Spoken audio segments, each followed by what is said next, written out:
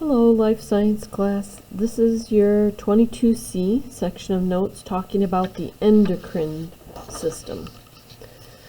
This is kind of like the nervous system. It's specialized. It has quick impulses and rapid responses, but it's a little bit different because it does not respond as quickly, and the reactions are going to tend to last longer. Endocrine system involves hormones, not electrochemical messages. Okay?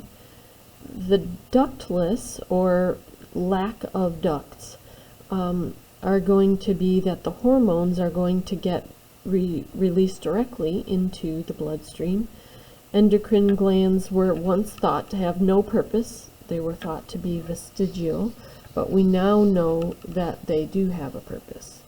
By definition, a vestigial structure is, according to evolutionists, a structure that no longer is important or functioning, and that it will not appear in future generations. So hormones are chemicals that are released into the bloodstream and carried throughout the body. Each hormone is going to cause a specific tissue or tissues to react.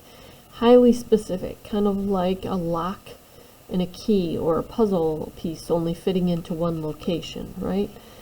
They're going to continue to function for as long as they're in the bloodstream.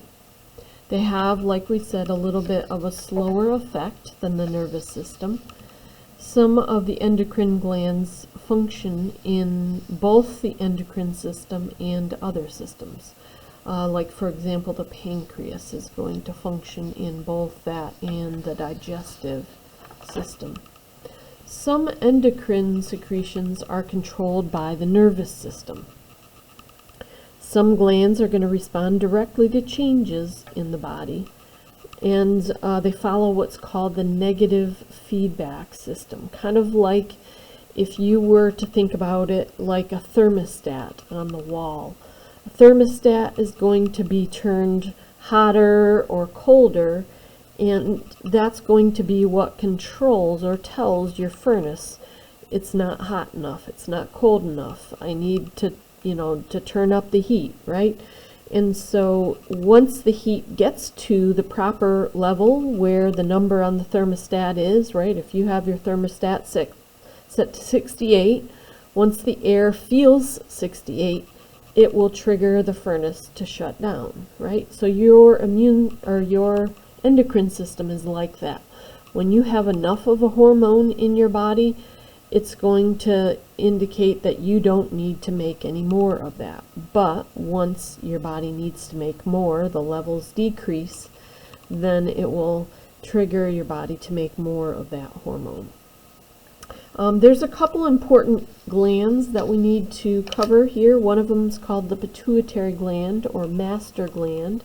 It secretes more hormones than any other gland. One of those is the growth hormone that helps you to grow taller or shorter, right? Somebody who has dwarfism is going to have not enough growth hormone. Somebody who has giantism is going to have an overabundance of that growth hormone.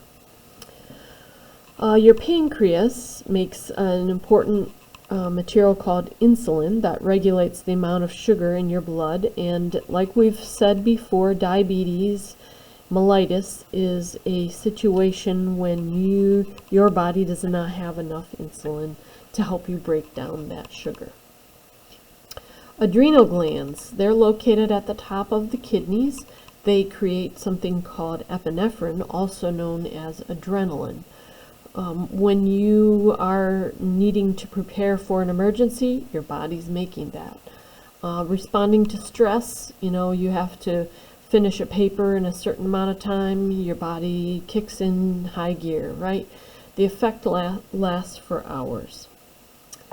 Your thyroid gland, another gland that's important in your body, it makes something called thyroxine, which controls your metabolic rate. It requires iodine to help it to function properly. Another example of your body's need to create hormones would be reproductive hormones created when a person enters puberty. So those are just a quick overview of some of the important hormones that your body makes in its endocrine system.